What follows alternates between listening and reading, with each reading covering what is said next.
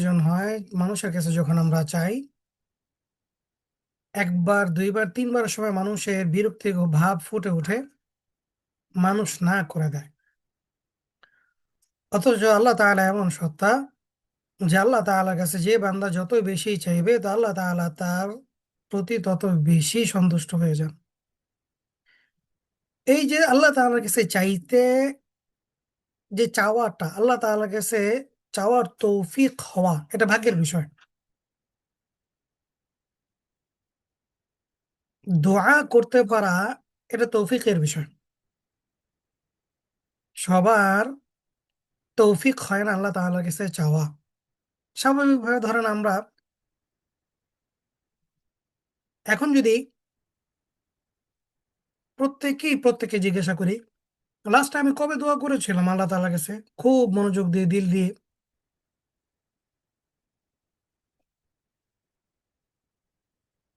দেখা যাবে কেউ আজকে চেয়েছেন, অথবা কেউ 2 দিন আগে, অথবা কেউ 1 সপ্তাহ আগে। এমনও লোক পাওয়া যায় যারা 1 বছর আগে আল্লাহ তাআলার কাছে হ্যাঁ চাইছিলেন, খুব দিল থেকে দোয়া করে, খুব আবেগ নিয়ে চাইছিলেন। এর মাঝখানে আর আল্লাহ তাআলার কাছে চাওয়ার সুযোগ হয়নি।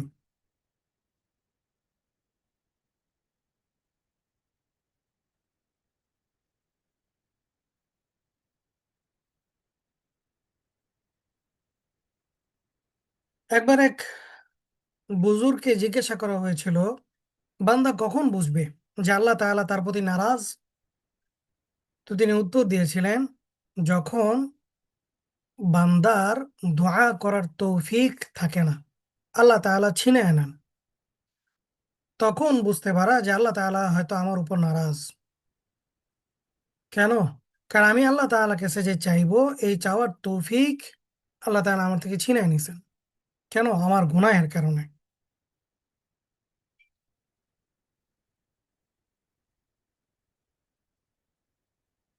আমরা আল্লাহ তাআলার কাছে চাই, কিন্তু চাওয়ার মতো চাই না।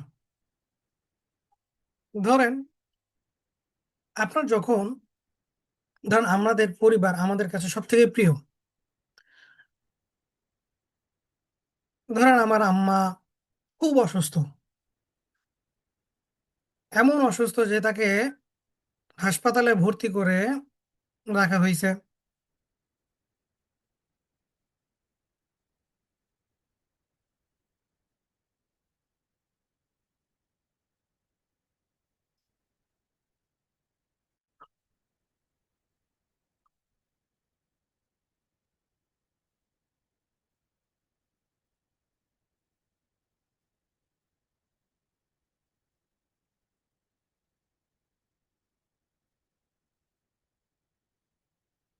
তো তাকে হাসপাতালে ভর্তি করা হয়েছে, তার জটিল একটা অপারেশন করতে হবে। ডাক্তাররা এই মুহূর্তে জানালেন যে তার অপারেশন করতে 50,000 টাকা লাগবে।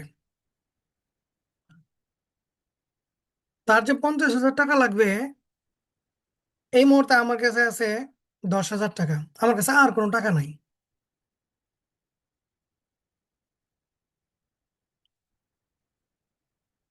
তখন আবার ডাক্তার এলান দিলেন, ঘোষণা দিলেন যে আপনার আম্মার যে কন্ডিশন, এই অবস্থাতে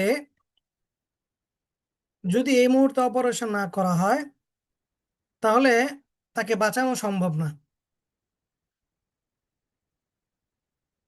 ঠিক ওই মুহূর্তে আমার কি প্রয়োজন? টাকা। টাকা কোথায় আছে? মানুষের কাছে। এখন চিন্তার বিষয়, আমার আম্মা হাসপাতালে, অপারেশন করতে হবে ইমার্জেন্সি, যদি অপারেশন না করা হয় তো আম্মা মারা যাবে। এই মুহূর্তে আমার টাকা দরকার। ঠিক ওই মুহূর্তে আমি মানুষের কাছে কিভাবে টাকা চাইবো? কতটা আবেগ নিয়ে, কতটা মায়া দিয়ে, কান্না করে, চোখের পানি ফেলে, ভাই আমি টাকা পরিশোধ করে দিব, আমার আম্মা হাসপাতালে, একটু টাকা ব্যবস্থা করে দেন, আমি পরিশোধ করে দিব। কতটা আবেগ দিয়ে, ভালোবাসা দিয়ে, চোখের পানি দিয়ে আমি সেই সময়টা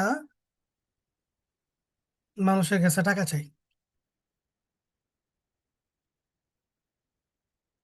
ঠিক আমি যে দুনিয়াতে বসবাস করছি, আমি যে আল্লাহ তাআলার অবাধ্য হচ্ছি, নাফরমানি করতেছি, আল্লাহ তাআলার অবাধ্যতায় লিপ্ত আছি।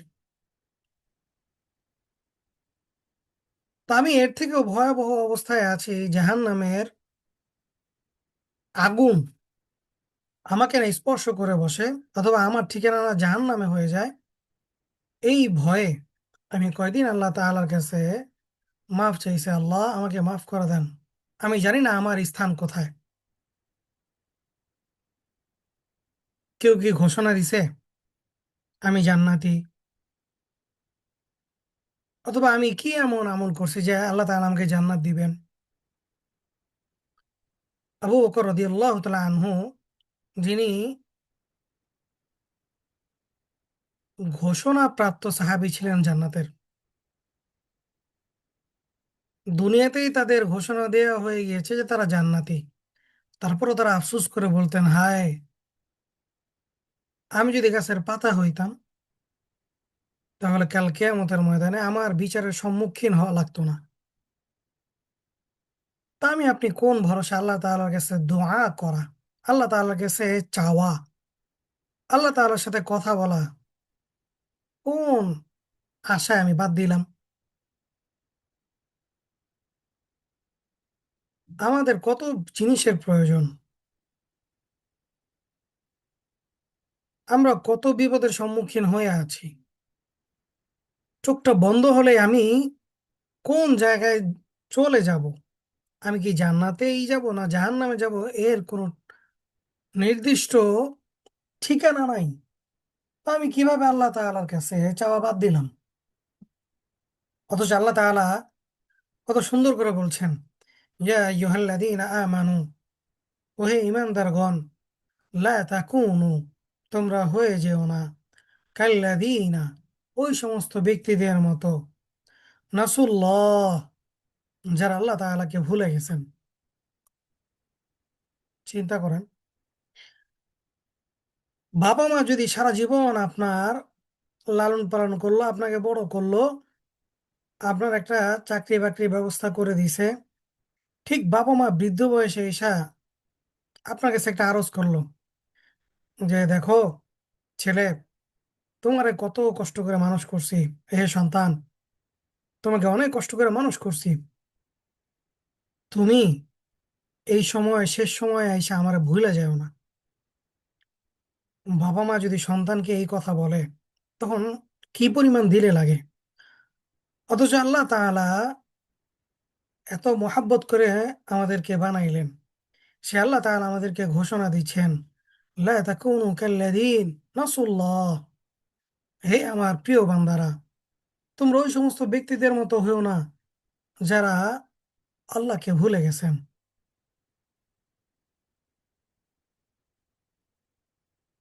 আল্লাহ, লা ইলাহা ইল্লাল্লাহ।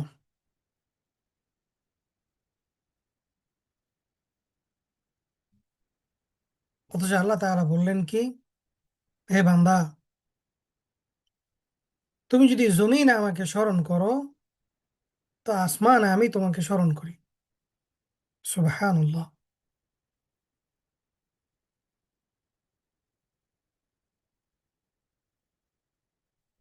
তো এই জন্য আমরা চাওয়াটাকে, আল্লাহ তাআলার কাছে দোয়া করাকে কেমন যেন একটা উপেক্ষিত বিষয় বানিয়ে ফেলেছি। দোয়াকে, দোয়া চাওয়া, দোয়া করা, আমরা একটা নির্দিষ্ট সিস্টেমের মধ্যে সীমাবদ্ধ করে রেখেছি। সেটা কি? আচ্ছা, আমার কথা কি আপনারা বুঝতেছেন কি না? আমি তো আপনাদেরকে বলেই যাচ্ছি, আমার কথা কি বুঝে আসতেছে? জি বুঝতেছেন? ওস্তাদ, বুঝে আসতেছে। আচ্ছা, মাশাআল্লাহ। আচ্ছা, আমরা দোয়াকে একটা সিস্টেমের মধ্যে রেখে দিছি। কেমন? নামাজের পরে, ফরজ নামাজের পরে আমরা হাত তুলি, দোয়া করি। ফরজ নামাজের পর সম্মিলিত মোনাজাত বা দোয়া করা এটা সুন্নাহ না বিদআত, করতে হবে কি হবে না, এটা ইখতিলাফি বিষয়। আমি ইখতিলাফি বিষয়ে যাব না। এর একটা ছোট্ট কারণ বলি। আমরা আমাদের মাঝে যত ধরনের ইখতিলাফ আছে, ফরজ কোনো বিধান নিয়ে আমাদের মাঝে কোনো ইখতিলাফ নাই, ওয়াজিব কোনো বিধান নিয়ে আমাদের মাঝে কোনো ইখতিলাফ নাই। কেউ বলে না নামাজ 6 রাকাত, কেউ বলে না ফজরের নামাজ 2 রাকাতের জায়গায় 3 রাকাত পড়তে হবে। ফরজ আর ওয়াজিব নিয়ে আমাদের মধ্যে কোনো ইখতিলাফ নাই। ইখতিলাফ কি নিয়ে? সুন্নাহ আর মুস্তাহাব নিয়ে। এটা তো সাহাবীদের যুগেও ছিল, এই ইখতিলাফগুলো। আজকে আমাদের অবস্থা কি? আজকে আমাদের অবস্থা এমন যে আমরা এই ছোট ছোট ইখতিলাফগুলো নিয়ে এমন ভাবে এগুলোকে বিদ্বেষ তৈরি করছি উম্মতের মাঝে, যে এখন ইখতিলাফের কারণে আমরা ভিন্ন ভিন্ন দল হয়ে গেছি। অথচ খ্রিস্টান মিশনারিরা কি করছে? 1996 থেকে মদিনা ইউনিভার্সিটির একটা রিসার্চ, তারা একটা প্রতিবেদন করেছিলেন যে 1996 সাল থেকে 2010 পর্যন্ত এই বাংলাদেশে প্রায় 10 লক্ষ মুসলিমকে খ্রিস্টান বানানো হয়েছে। অথচ আমরা এই বিষয়ে জানি না। এই বিষয়ে আমাদের কোনো পদক্ষেপ নাই, এই বিষয়ে আমাদের কোনো কথা নাই। আমরা আছি কি নিয়ে? হাত উপরে বাঁধবো না নিচে বাঁধবো, আমিন আস্তে বলবো না জোরে বলবো। অথচ তারা কি করতেছে? মুসলমানদের কি কি করতেছে? খ্রিস্টান বানায় ফেলছে, কাদিয়ানি বানাইতেছে, ঈসাই মুসলিম নামে তারা মানুষকে ধোঁকা দিচ্ছে। ঈসা আলাইসাল্লাম তো আসবেন, তো যে ঈসা আলাইসাল্লাম যে শেষ নবী, তাকে শেষ নবী মানতে হবে। অথচ সে যে উম্মত হয়ে আসবে এই বিষয়ে তারা বলে না, ধোঁকা দিচ্ছে মানুষকে। ঈসা আলাইসাল্লামকে যেহেতু মানতেই হবে, তাহলে এখন থেকেই তাকে মানো, তার কিতাব মানো। আমরা অনেক সময় দাবি করি যে বাংলাদেশে 95% মুসলিম, অথবা 92 ভাগ 90 ভাগ। এই সংখ্যাটা আসলে সঠিক না। 80% মুসলিম হবে কিনা সন্দেহ। এই পরিমাণ তারা কাজ করছে। আর আমরা আছি কি নিয়ে ভাই? ছোটখাটো বিষয় নিয়ে, ইখতিলাফ নিয়ে। কেউ বলছে হাত উপরে বাঁধলে নামাজ হবে না, নিচে বাঁধলে নামাজ হবে না? কেউ বলছে এটা ভাই? কেউ বলে নাই। নামাজ হবে। হ্যাঁ, পার্থক্য কোনটা? কে বলতেছে এটা উত্তম, কেউ বলতেছে ওইটা উত্তম, ব্যাস এতটুকু। অথচ হারাম, যে সুদ খায় তার ব্যাপারে আমাদের কোনো কথা নাই, যে ঘুষ খায় হারাম তার ব্যাপারে আমাদের কোনো কথা নাই। আজকে বিভিন্ন মসজিদে দেখা যায় হাত উপরে বাঁধছে, এটা নিয়ে গ্যাঞ্জাম, মসজিদ থেকে বের করে দিছে। হাত নিচে বাঁধছে, এটা নিয়ে গ্যাঞ্জাম শুরু হয়ে গেছে। অথচ এই যে সুদ খায় ঘুষ খায় তার ব্যাপারে মসজিদে কি পদক্ষেপ? কেউ কোনোদিন বলছে যে ভাই আপনি সুদ খান, আপনি মসজিদে আইসেন না? আজীব এক হালাত। সুদখোররে আমরা কোনোদিন বুঝাইছি ভাই আপনি সুদ খায়েন না?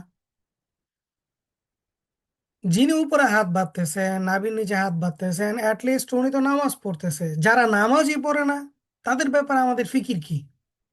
তারা তো অ্যাটলিস্ট মসজিদে আসতেছে, নামাজ পড়তেছে। যারা পড়তেছে না, তাদের ব্যাপারে আমাদের কোনো ফিকির নাই। হ্যাঁ, যিনি পড়তেছেন ব্যাস তারে নিয়ে ফিতনা। মানুষ আজকে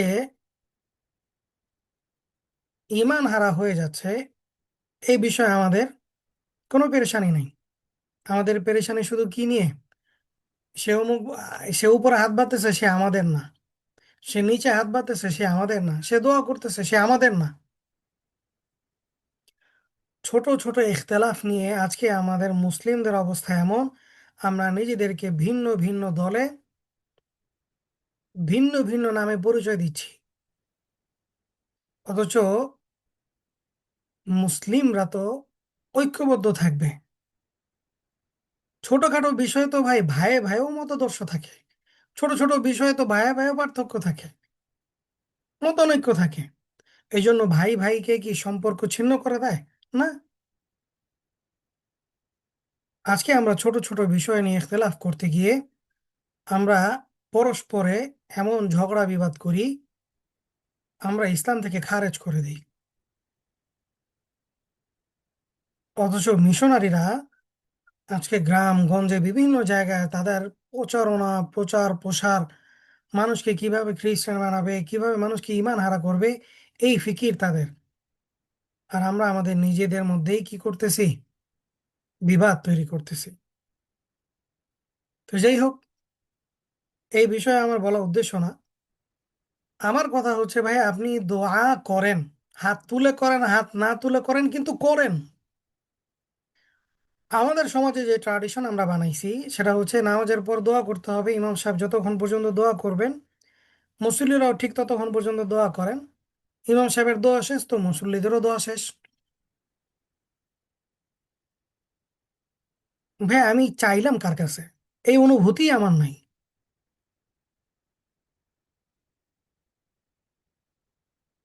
আমি আমার মালিকের কাছে চাইতেছি, কি চাইতেছি সেটাও জানি না।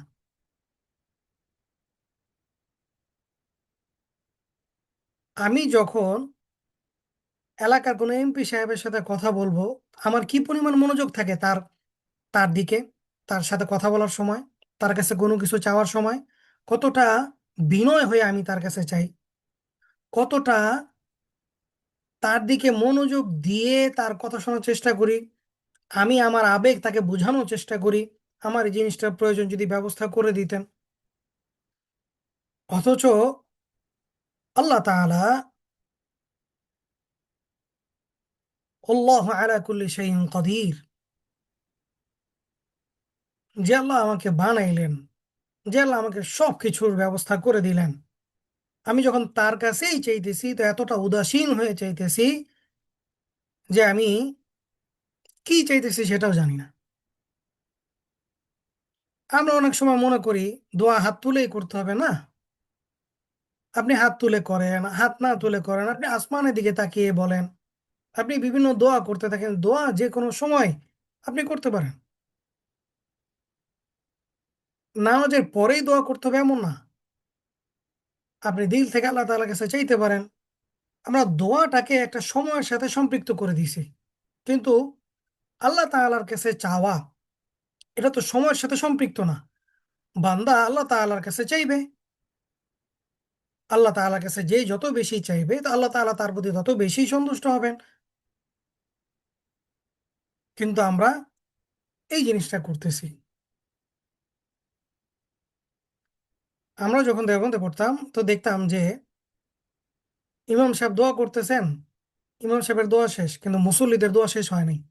মুসল্লিরা চাইতেছে, আবার মুসল্লিদের দোয়া করা শেষ কিন্তু ইমাম সাহেব দোয়া করতেছেন, তার তো চাওয়া শেষ হয় নাই।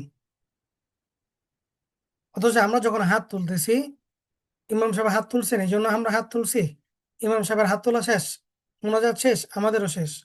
বা ইমাম সাহেব কি চাইলেন আর আমি কি চাইলাম? প্রয়োজন তো আমার, আমি আমার মালিকের কাছে কি চাইলাম? আমি যখন চাইতেছি আমি কতটা উদাসীন, যে আমি আমার মালিকের কাছে চাইতেছি। আর মালিক কে? আল্লাহ, যিনি সমস্ত পৃথিবী বানাইলেন, আমাকে বানাইলেন, আমার রিজিকের ব্যবস্থা করে দিলেন, যিনি আমাকে ডাক দিয়ে বলতেছেন, হে বান্দা, তোমার যখন যা লাগবে তুমি আমার কাছে চাও। আল্লাহ রসুল সাল্লাল্লাহু আলাইহি ওয়াসাল্লাম হাদিসে কি বলছেন? তোমাদের জুতার ফিতাও যদি ছিঁড়ে যায় সেটাও তুমি আল্লাহ তাআলার কাছে চাও। আল্লাহ তাআলা বলেন, ইয়া আইয়ুহাল্লাযীনা আমানু, ওহে মুমিনগণ, ইস্তাঈনু, তোমরা সাহায্য চাও, বিস-সবরি, সবরের মাধ্যমে, ওয়াস-সালাহ, সালাতের মাধ্যমে, ইন্নাল্লাহা মা'আস সাবিরিন, নিশ্চয়ই আল্লাহ তাআলা ধৈর্যশীলদের সাথে আছেন। যখনই আমাদের কোনো জিনিস প্রয়োজন হবে, তা আমার তো উচিত ছিল একজন মুসলিম হিসেবে আমি 2 রাকাত নামাজ পড়ে আমি আমার আল্লাহর কাছে চাইব। কিন্তু আমার যখনই কোনো জিনিসের প্রয়োজন হয়, আমি সর্বপ্রথম মখলুকের কাছে দৌড় দিয়ে তার কাছে চাই, খালেকের কাছে না। এটা আমাদের ইমানের দুর্বলতা যে আমরা মখলুকের কাছে চাইতে স্বাচ্ছন্দ্য বোধ করি, অথচ আমার মালিক আল্লাহ রাব্বুল আলামিনের কাছে আমি চাইবো, এটা আমার জেহেনে আসে না। কেন? আমার ইমানের দুর্বলতার কারণে। আমি যখন পেরেশানিতে থাকি, তা আমার তো সর্বপ্রথম উচিত ছিল এই আয়াতের উপর আমল করা, যে ইস্তাঈনু বিস-সবরি ওয়াস-সালাহ। আমি 2 রাকাত নামাজ পড়লাম, নামাজ পড়ে আমি আল্লাহ তাআলার কাছে চাইলাম এবং সবর করলাম, ইয়াকিন রাখলাম, হ্যাঁ আমি আমার মালিকের কাছে চাইছি, আমি আমার আল্লাহর কাছে চাইছি, আল্লাহ তাআলা অবশ্যই আমাকে দিবেন। এই ইয়াকিন রাখা। কখন দিবেন? আল্লাহ তাআলা যখন আমার জন্য কল্যাণকর মনে করেন তখনই দিবেন।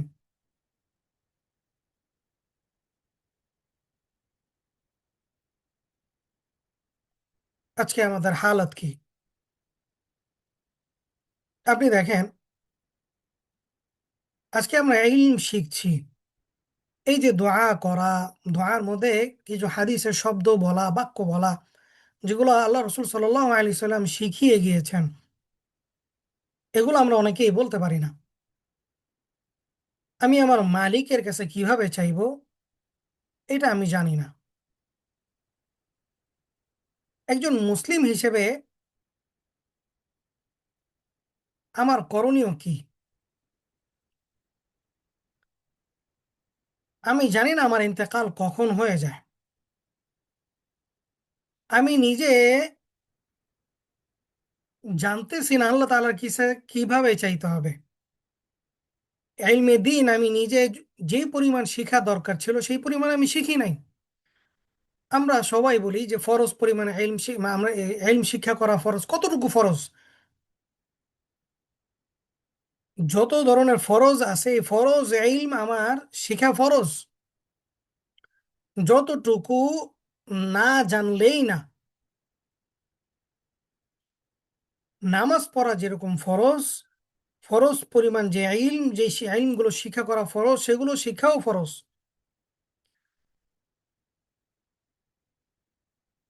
যেদিন থেকে নামাজ ফরজ সেদিন থেকে কোরআন শিক্ষা করা এটা ফরজ। কেন? আপনি নামাজ পড়বেন কি দিয়ে? কোরআন দিয়ে। কোরআন যদি আপনার সহি শুদ্ধ না হয়, নামাজ ভঙ্গের সর্বপ্রথম কারণ হচ্ছে অশুদ্ধ তেলাওয়াত করা। আপনি নামাজই পড়লেন অশুদ্ধ তেলাওয়াত দিয়ে, আপনার নামাজ হইল না। আপনি আল্লাহ তাআলার কাছে চাইলেন, বাংলায় চাইলেন, যেভাবেই চাইলেন, আপনার নামাজই তো হইল না। সর্বপ্রথম যেই আল্লাহ তাআলা যে হিসাবটা নিবেন, সেটাই আমি জানতেছি না, আমি ইলম শিখি নাই। আচ্ছা, আমি আমার জীবনটা তো পার করলাম, আমার জীবনটা তো প্রায় শেষ হয়েই যাচ্ছে। আমি আমার সন্তানকে শিখাইতে পারলাম? আমি আমার সন্তানকে কোন অবস্থায় রেখে গেলাম যে আমার সন্তান আমার জন্য দোয়া করতে পারবে?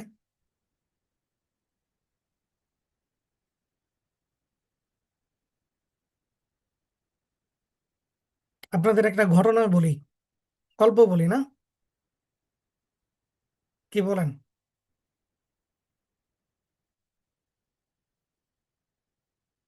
সবাই কি বুঝতেছেন কিনা, শুনতেছেন কিনা? জি বোরিং ওস্তাদ, হচ্ছেন? ক্লিয়ার শোনা যায়। জি ওস্তাদ, শোনা যায়। আপনাদের কি বোরিং লাগতেছে? আচ্ছা, মাশাআল্লাহ।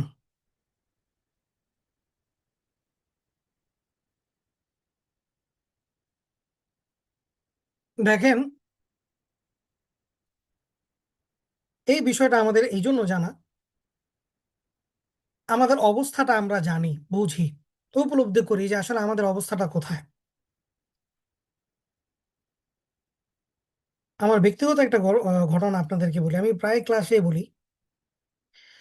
আমার আম্মা 2020 সালে ইন্তেকাল করেন, ঠিক ডিসেম্বরের দিকে। তো আম্মার ইন্তেকালের পর স্বাভাবিক, যার পৃথিবীতে মা নাই সে বুঝে আসলে সে কি হারাইছে। তা আম্মা ইন্তেকাল করার পর মন খুব ইয়া ছিল, খারাপ ছিল, কান্নাকাটি, আহ কষ্টটা তো অনেক। তা আম্মা যেদিন মারা যান, ঠিক ওই দিনে আমাদের এলাকার একজন প্রভাবশালী এবং একজন প্রভাবশালী ব্যক্তি এবং তার ধন সম্পদ অনেক বেশি। আমাদের এলাকায় সম্ভবত তার দুইটা না তিনটা বাড়ি। তার মানে সে কোটি কোটি টাকার মালিক। উনিও ইন্তেকাল করেন। তো এর পরের দিন ফজর নামাজ পড়েই আমার কবরস্থানে ছুটে যাই। তা আমি তো কবরস্থানে গিয়ে আমার কবরের সামনে দাঁড়াইছি। তো দিল থেকেও দোয়া করতেছি, আল্লাহ তাআলার কাছে চাইতেছি আল্লাহ যেন মাফ করে দেন। তো ঠিক ওই মুহূর্তে আমি দেখলাম ওই যে ধনবান ব্যক্তি যিনি মারা গেলেন, ধনাঢ্য ব্যক্তি ছিলেন যিনি, ওনার ছেলে আরেকজন হুজুর নিয়ে আসছেন ভাড়া করে। শব্দটা আমি এইভাবেই বলি। আরেকজন হুজুরকে সাথে নিয়ে আসছেন। তো হুজুর দোয়া করছেন, কিছু পড়ছেন, ছেলেটাও হুজুরের সাথে হাত তুলছে। হয়তোবা 10 মিনিট ওইখানে ছিল, এরপরে চলে গেছে। আচ্ছা, এখান থেকে আসলে আমাদের বোঝার বিষয় কি? সে তার সন্তানের জন্য কোটি কোটি টাকার সম্পদ রেখে গেছে। সে তার সন্তানকে এমন অবস্থায় রেখে গেছে যে সে তার জন্য দোয়া করবে সেটাও করতে পারতেছে না। সে আরেকজনকে নিয়ে আসছে 500 টাকার বিনিময়ে, সে দোয়া করে দিয়ে চলে গেছে।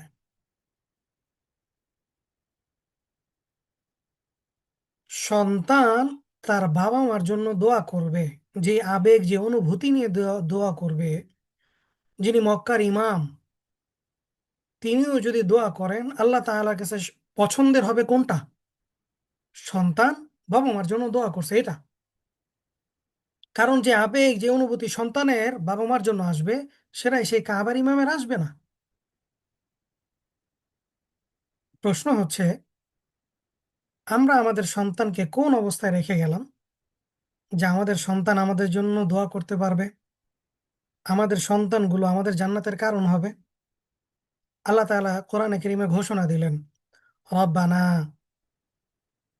কাল কিয়ামতের ময়দানে সন্তানরা কি বলবেন? আল্লাহ তাআলা ঘোষণা দিয়ে জানাইলেন।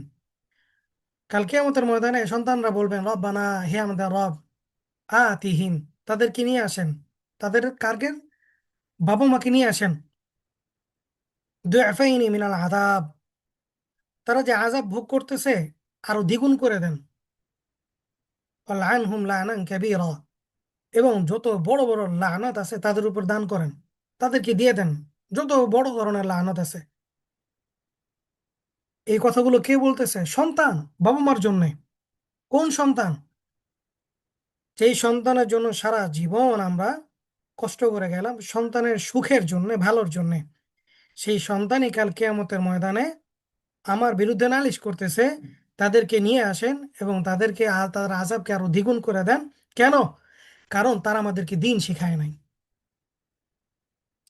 তারা আমাদেরকে দিন শিখায় নাই, এই জন্য আজকে আমরা জাহান্নামী। আমরা একা জাহান্নামে যাব না, আমাদের বাবা মাকেও নিয়ে যাব।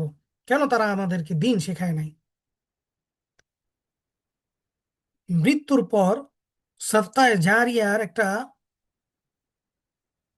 অংশ হচ্ছে কি? সন্তান। নেক সন্তানাদি যদি থাকে, তাহলে এই নেক সন্তানাদি যত আমল করবে এর একটা অংশ বাবা মা পাবে। আবার সন্তান যদি বদকার হয়, সে যত গুনাহ করবে এর একটা অংশ কারা পাবে? বাবা মা পাবে। আমি আমার সন্তানকে কোন অবস্থায় রেখে যাচ্ছি যে আমার সন্তান আমার জান্নাতের কারণ হবে? আমি আমার সন্তানকে কোন অবস্থায় রেখে যাচ্ছি যে আমার সন্তান আমার মৃত্যুর পর আমার জন্য দোয়া করবে? সে কি আমার জন্য দোয়া করতে পারবে, নাকি সে আরেকজনকে ভাড়া করে নিয়ে দোয়া করতে হবে? আমি আমার সন্তানকে কোন অবস্থায় রেখে যাচ্ছি যে আমার সন্তান সূরা ফাতিহাও পড়তে পারে না? আমার সন্তান সূরা ইখলাস 3 বার পড়বে, এক খতম কোরআনের সে পাবে, আমার জন্য ইসালে সওয়াব করবে, আমার জন্য সদকা করবে, আমার জন্য বছরে একবার দোয়ার আয়োজন করবে না, সে নিয়মিত নামাজ পড়ে আমার জন্য দোয়া করবে, সে কোরআন তেলাওয়াত করে সব আমার ইসালে সওয়াব করবে? নাকি আমি এমন সন্তান রেখে যাচ্ছি যে ঠিক মতো নামাজ পড়তে পারে না, আমার জন্য দোয়াও করতে পারবে না, সে আমার জন্য সূরা ইখলাসও পড়তে পারবে না, সে হারাম পথে আমার টাকা পয়সা নষ্ট করবে। তাহলে এই কোটি টাকার সম্পদ আমি রেখে গেলাম আমার সন্তানের জন্য, আমি আমার জন্য কি নিয়ে গেলাম আর আমার জন্য কি রেখে গেলাম? চিন্তার বিষয়। আমি তো সারা জীবন কষ্ট করলাম সন্তানাদি যেন সুখে থাকে, ভালো থাকে, কিন্তু আমি আমার জন্য কবরে কি নিয়ে গেলাম আর আমি কি রেখে গেলাম যেটা আমার মৃত্যুর পরও আমার আমল নামায় সব উঠতে থাকবে, আমার আমলের পাল্লা ভারী হতে থাকবে। আমি নিজে তো দোয়া করতেছি না, আমি আমার সন্তানকেও দোয়া শিখাইতেছি না।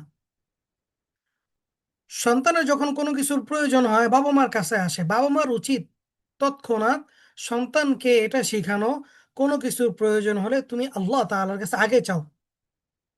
কারণ আল্লাহ তাআলার কাছে চাইলে তোমার এই চাওয়াটা আল্লাহ তাআলা সহজ করে দিবেন, তাহলে তুমি খুব সহজেই পেয়ে যাবে। এটা সন্তানকে শেখানো। আমি তো শেখাচ্ছি না, আমি তো সন্তানকে বলতেছি না যে তুমি নামাজ পড়ো, আমি তো সন্তানকে শিখাচ্ছি না তুমি দোয়া করো, আমি নিজেই করছি না। এই জন্য নিজের অবস্থানকে বোঝা।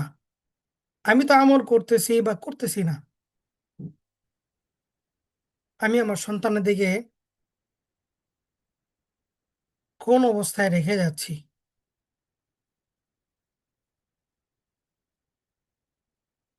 এটা একবার চিন্তা করা। আল্লাহ তাআলা ঘোষণা দিলেন, ইয়া আইয়ুহাল্লাযীনা আমানু, হে মুমিনগণ, লা তুলহিকুম, তোমাদের যেন ধ্বংস না করে দেয়, আমওয়ালুকুম, তোমাদের মাল ধন সম্পদ, ওয়ালা আওলাদুকুম, আর না তোমাদের সন্তানাদি, আন যিকরিল্লাহ, আল্লাহ তাআলার স্মরণ হতে।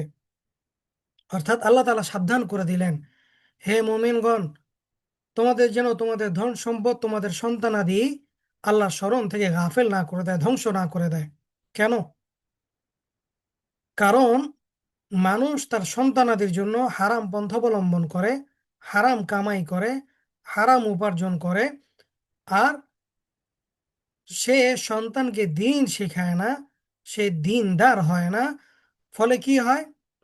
সে তো ইন্তেকাল করতেছে আর তার সন্তানাদি জীবিত থেকে গুনার পাহাড় জমাচ্ছে, আর সেই একটা অংশ তার বাবা মার কবরে যাচ্ছে।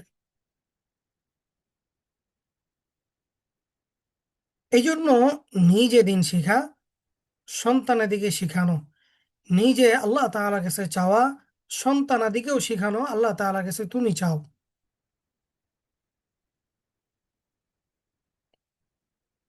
আপনাদের আরেকটা ঘটনা বলি, তাহলে আরেকটু বিষয়টা আরেকটু ক্লিয়ার হবে। আমাদের দাদা ওস্তাদ, বা আরো বেশি হবে, কারি তৈয়ব সাহেব রাহিমাহুল্লাহ, অনেক বড় আলেম ছিলেন, ওনার বাবা অনেক বড় আলেম ছিলেন। তো কারি তৈয়ব সাহেব রাহিমাহুল্লাহ, উনি যখন হাফেজ হয়েছেন, ওনার বাবা খুব কান্না করতেছেন। তো উনি বাবাকে জিজ্ঞাসা করলেন, বাবা আজকে তো আপনার আনন্দের দিন, আপনার তো খুশি থাকা দরকার ছিল, কিন্তু আপনি কান্না করতেছেন। তো তার বাবা অনেক বড় আলেম হওয়া সত্ত্বেও বলতেছেন, দেখো, আমার তো কোনো আমল নাই, আমি তোমার হাফেজ বানাইছি আমার স্বার্থে।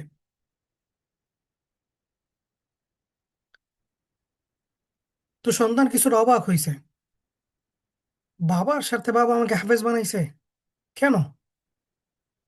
তখন তার বাবা বললেন, আমার শেষ নসিহাত এবং ওসিয়ত দুইটাই তোমার কাছে, তুমি প্রতিদিন 2 পারা কোরআন তেলাওয়াত করবা আমার জন্যে, আর আমার জন্য দোয়া করবা আল্লাহ তাআলা যেন আমাকে জান্নাত দিয়ে দেন। একজন বাবা তার সন্তানকে কি করতেছেন? নসিহাত এবং ওসিয়ত দুইটাই করতেছেন। আমার জন্য তুমি প্রতিদিন 2 পারা করে কোরআন তেলাওয়াত করবে, আর আল্লাহ তাআলার কাছে আমার জন্য মাফ চাইবে, আল্লাহ তাআলা আমাকে যেন মাফ করে দেন আর আমাকে যেন জান্নাত দিয়ে দেন। তো কারি তৈয়ব সাহেব রাহিমাহুল্লাহ বললেন, উনি প্রায় 48 বা 45 যাবত বা 45 বছর যাবত উনি প্রতিদিন 2 পারা করে কোরআন তেলাওয়াত করছে, আর প্রতিদিন 2 রাকাত নামাজ পড়ে তার আব্বার জন্য মাফ চাইছে, আল্লাহ আমার আব্বাকে আপনি মাফ করে দেন, আল্লাহ আমার আব্বাকে আপনি জান্নাত দিয়ে দেন।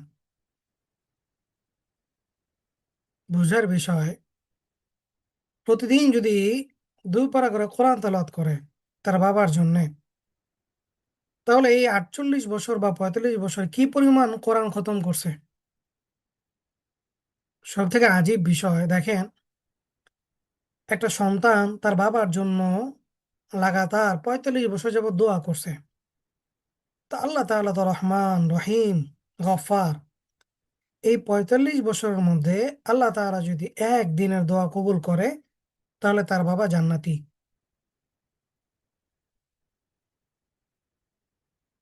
আল্লাহ তাআলা তো রহমান না, আল্লাহ তাআলা তো রহিম গফফার, আল্লাহ তাআলা মাফ করতে ভালোবাসেন। সন্তানের এই 45 বছরের মধ্যে যদি একদিনের দোয়া কবুল করে থাকেন তো তার বাবা জান্নাতি। এই জন্য সন্তানকে দিনদার বানানো এটা নিজের স্বার্থে, সন্তানকে দিন শেখানো নিজের স্বার্থে। কেন? আমি যদি সন্তানকে দিন শিখাই, আমি আমার সন্তানকে যদি আল্লাহ তাআলার সাথে সম্পর্ক করাই, আমি যদি আল্লাহ তাআলার সাথে আল্লাহ তাআলার কাছে কিভাবে চাইতে হয়, আল্লাহ তাআলার কাছে কিভাবে দোয়া করতে হয় এটা যদি শিখাইতে পারি, এইটা কেন করব? আমার স্বার্থে, যেন আমার ইন্তেকালের পর আমার সন্তান আমার জন্য আল্লাহ তাআলার কাছে মাফ চায়, আমার জন্য যেন আল্লাহ তাআলা আমার জন্য যেন সে কি করে জান্নাত চায়, জাহান্নাম থেকে মুক্তি চায়। এইটা যদি আমি আমার সন্তানকে আমার স্বার্থে করাইতে পারি, আর আল্লাহ তাআলা ঠিক একইভাবে যদি আমার সন্তানের দোয়া কবুল করে, তো আল্লাহ তাআলা হয়তো আমাকেও জান্নাতে হিসেবে কবুল করবেন। এই জন্য সন্তানকে দিনদার বানানো, সন্তানকে দিন শেখানো নিজের স্বার্থে। আমরা তো মনে করি দিন শেখায় কি হবে না, আমাদের তো এই দুনিয়াটা ক্ষণস্থায়ী। একজন মুসলিম হিসেবে, মুমিন হিসেবে এটা তো আমরা বিশ্বাস করি। তো যেটা চিরস্থায়ী সেটার জন্য আমি কি রেখে গেলাম, সেটার জন্য আমি কি করে গেলাম, এটা হচ্ছে বোঝার। এই জন্য নিজে দিন শিখা, নিজে বেশি বেশি আল্লাহ তাআলার কাছে দোয়া করা, আল্লাহ তাআলার কাছে বেশি বেশি চাইতে থাকা, এবং সন্তানাদিকেও শেখানো, সন্তানাদিকেও আল্লাহ তাআলার কাছে চাইতে শিখানো, এবং সন্তানাদিকেও দিন শিখান, সন্তানাদিকে দিন শিখাবেন, এটা করবেন। তাহলে দেখবেন আল্লাহ তাআলা আমাদের সব কিছুকে সহজ করে দিবেন ইনশাআল্লাহ। আল্লাহ তাআলা আমাদের সবাইকে তৌফিক দান করুন। কারো কোনো বিষয়ে জানার থাকলে কোশ্চেন করতে পারেন। ক্লাসের সময় তো প্রায় শেষ হয়ে গিয়েছে। এরকম গল্প করতে করতে ক্লাসের সময় শেষ হয়ে যাবে।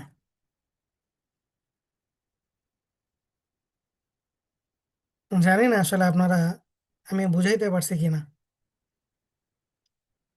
আল্লাহু আকবার।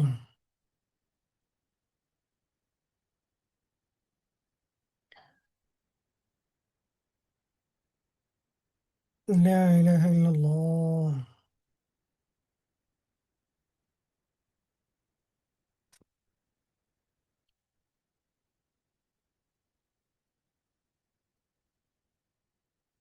আলহামদুলিল্লাহ।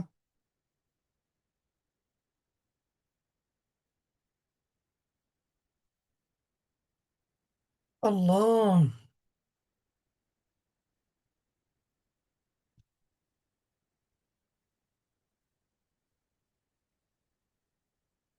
ঈমান কিভাবে বৃদ্ধি হয়?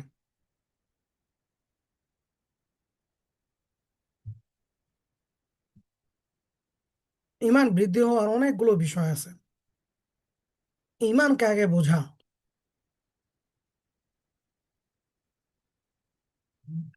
ইমানকে বুঝলে, ইমান সম্পর্কে জানলে আপনার ইমান বৃদ্ধি পাবে।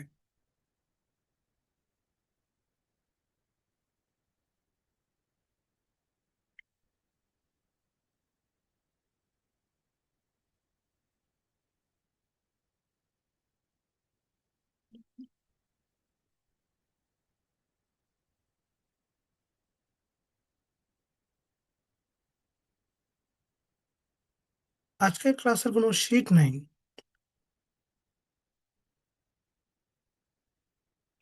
এমনি আজকে আপনাদের সাথে গল্প শুরু করলাম আর কি।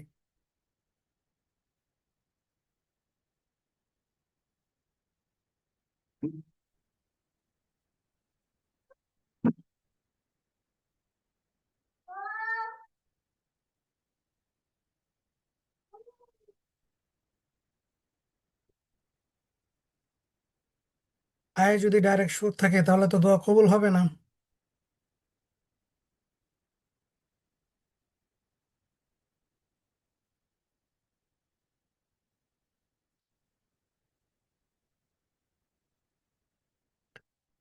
দোয়া কবুল হচ্ছে কি না কিভাবে বুঝবেন?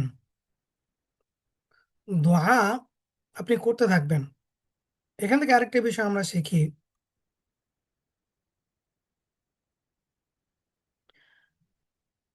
আপনি, আপনার কাজ হচ্ছে বা আমাদের কাজ হচ্ছে দোয়া করতে থাকা। আল্লাহ তাআলা এমন সময় আমার দোয়াকে কবুল করবেন যে সময়টা আমার জন্য কল্যাণকর। এটা ইয়াকিন রেখে দোয়া করতে থাকা। ব্যাস, দেখবেন একটা সময় আল্লাহ তাআলা অনেকগুলো দোয়া কবুল করতেছেন। দোয়ার তিনটা অবস্থা।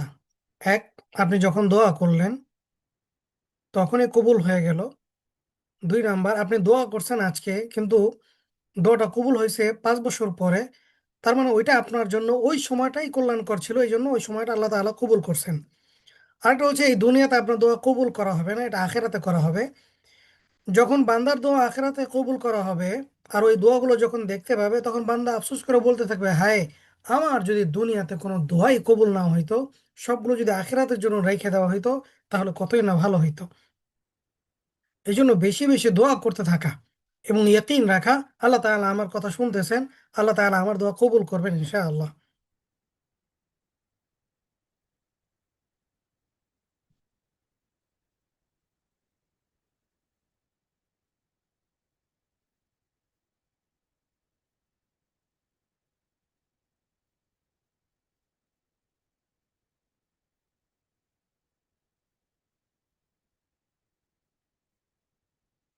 লা ইলাহা ইল্লাল্লাহ।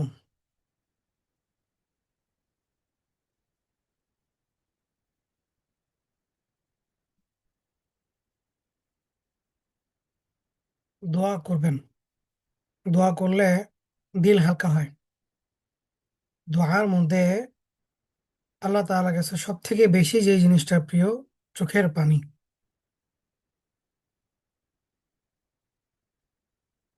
আল্লাহ তাআলার কাছে চাইবেন, আল্লাহ তাআলা অবশ্যই কবুল করবেন।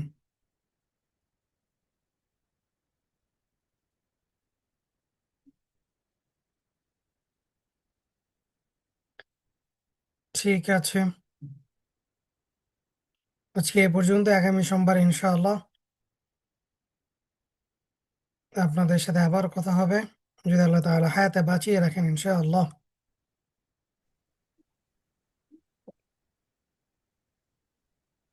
সুবহানাল্লাহি ওয়া বিহামদিহি, সুবহানাকা আল্লাহুম্মা ওয়া বিহামদিক, আশহাদু আল লা ইলাহা ইল্লা আনতা আস্তাগফিরুকা ওয়া আতুবু ইলাইক। আসসালামু আলাইকুম ওয়া রাহমাতুল্লাহি ওয়া বারাকাতুহু। ওয়ালাইকুম আসসালাম রহমতুল্লাহ।